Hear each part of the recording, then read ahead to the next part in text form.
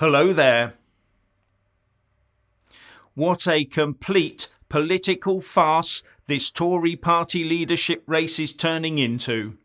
But the only people laughing are the anti-UK mob.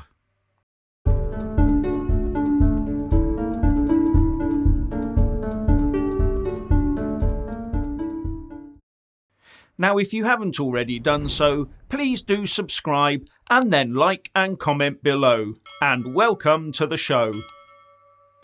So are we supposed to be impressed by this farcical Tory party leadership contest between a liar and the richest man in Parliament? How many people take a comedy seriously?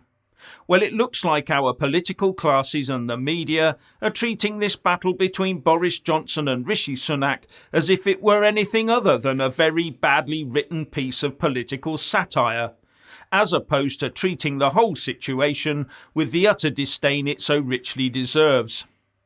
It would be funny were it not for the serious ramifications the outcome holds for the rest of us, if either of them win. Last night there was the holding of breath as the two great egos met in the hope that a deal could be struck. Could a Boris and Rishi dream team emerge from this wreckage and save the Tory party from disaster? Well, no, that did not happen. Both men emerged on a no-deal basis, ready to do battle. And Rishi went straight out and officially declared his candidacy, with a campaign that now boasts over 130 Tory MPs publicly backing him. While Boris, with 58 public backers, told his supporters to hit the phones. But as far as I can see, he hasn't yet taken the plunge with an official declaration that he's standing, something that has drawn out talk that maybe he doesn't actually have the 100 MP backers he said he had, especially as Boris said that he will continue to seek Tory leadership. Maybe the claim he had 100 backers was just the usual Boris BS is the talk. And the nearer we get to the Monday 2 p.m. deadline to declare, without a Boris declaration, the louder that talk will get. And that might well deter some Tory MPs from standing with Boris. So can you imagine all those backroom deals and promises being made right now? And that's what's dictating which of the big beasts are backing one horse or the other. While Penny Mordaunt flounders at the rear with 24 MPs publicly backing her. So it looks like even her slick video couldn't budge MPs into supporting her. Well, they're the ones closest to her. You know, the ones that actually know, up close and personal, what she's all about. So I think she'll be hanging up her spikes well before the starting gun goes off for the final two.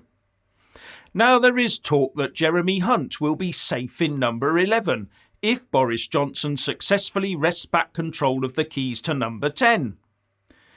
And one public money saving outcome to point out here is that the flats so tastefully and expensively refurbished by Princess Carrie Nut won't need to be refitted so shortly after their recent departure if Boris wins.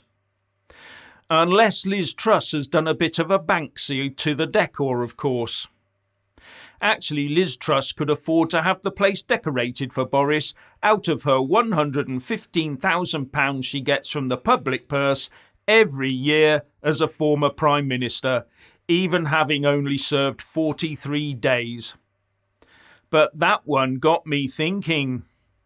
Does Boris Johnson already receive that £115,000 a year as a former Prime Minister? Will he still get it even if he's reinstated as Prime Minister? Then when he goes a second time, does he get another £115,000 a year? That would have the lefties in a bit of a flap, wouldn't it? Anyway, back to Jeremy Hunt. We now know his plans for the Treasury and for our tax. And it seems that Boris is perfectly happy with this, as long as he's back in number 10, of course. But as I said yesterday, there's also been talk that Hunt might well walk back from previously declared defence spending increases in order to balance the books. The MOD, after all, is always first on the Treasury speed dial list when government spending cuts are needed. Because service personnel can't go on strike and can be ordered to war with substandard training and kit when required, without a public murmur of complaint. And if Boris does allow Hunt to stop those defence budget increases, then he might lose his Defence Secretary Ben Wallace, who has already suggested that not increasing defence spending might be a red resignation line for him.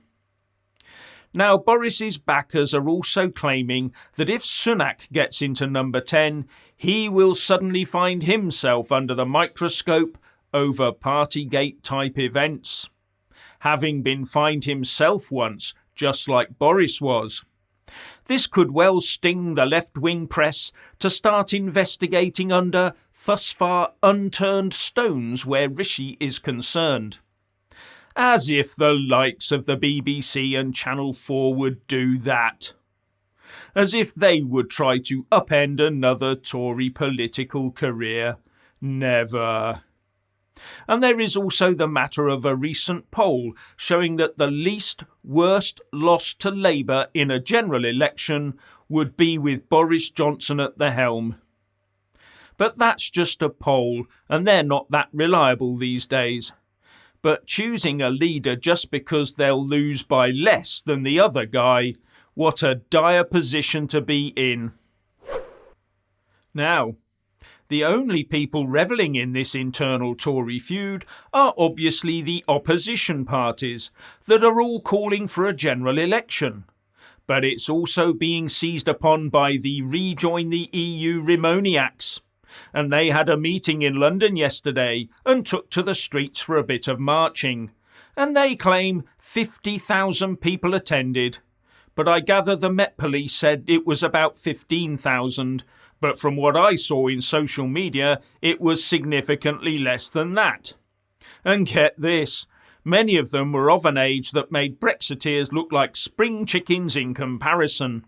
And for a group that points fingers at Brexiteers and calls them gammons and the like, this lot looked very unrepresentative of the city they were marching in, an insult they throw at Brexiteers. Anyway, they lost the argument the moment that Guy Verhofstadt joined their protest. He said he couldn't wait to see the UK rejoin the EU. No doubt they're missing our money and expertise.